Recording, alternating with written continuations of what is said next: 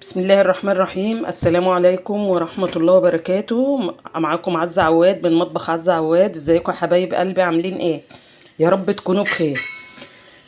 ادعوا لأهل غزة وفلسطين ربنا ينصرهم يا رب. بصوا بقى، النهاردة انا هعمل لكم بطاطس بطريقة جميلة قوي قوي قوي وسهلة جدا جدا. اول حاجة عملت ايه؟ قطعت البطاطس وسلقتها بالطريقة دي مع شوية مية وشوية ملح. تمام. جبت خضرة شبت، بس غسلته وقطعته بالطريقة اللي انتوا شايفينها دي. جبت الحلة اهي، حطيت فيها معلقتين سمنة بلدي، وادي هحط معاها معلقتين زيت ذرة. تمام.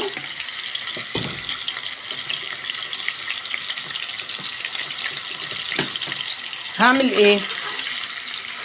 صلوا على رسول الله.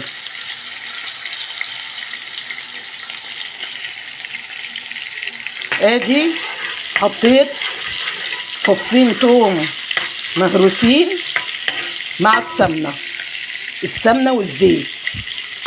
تمام. ادي التوم اهو،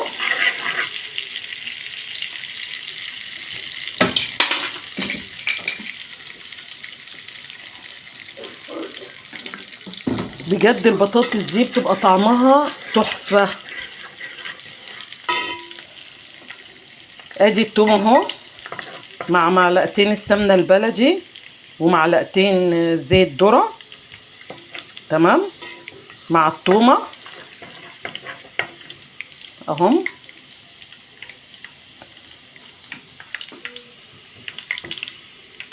التومه هتبدا تحمر وهقول لكم هعمل فيها ايه.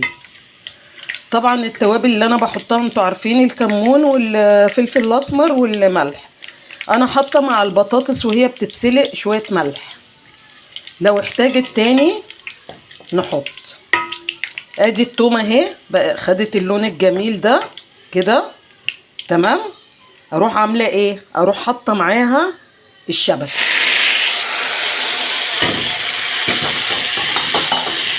صلوا على رسول الله. حطيت الشبت، ابدا انزل بالبطاطس اللي انا سلقاها.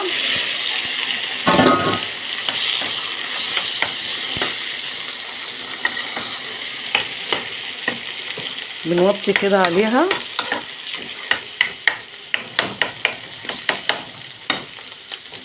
ابدا بقى ابهرها. ادي شويه كمون،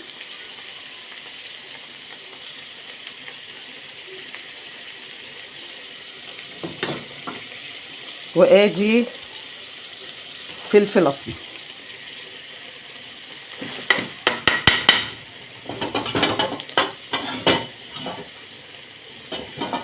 بجد البطاطس دي بتبقى طعمها تحفه تحفه تحفه، مش قادره اوصف لكم ريحتها جميله ازاي.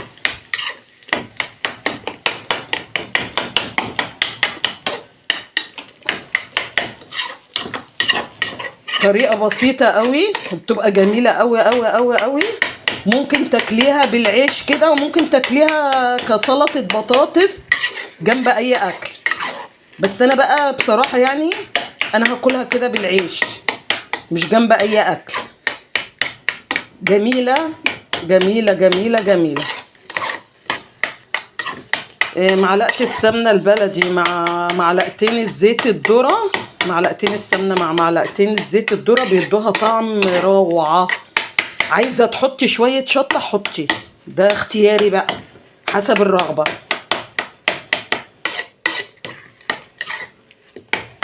بس خلاص البطاطس كده اهي خلصت اهي، وخلاص هتتغرف. حاجه سهله وبسيطه وجميله واكله حلوه ومش هتقول لا.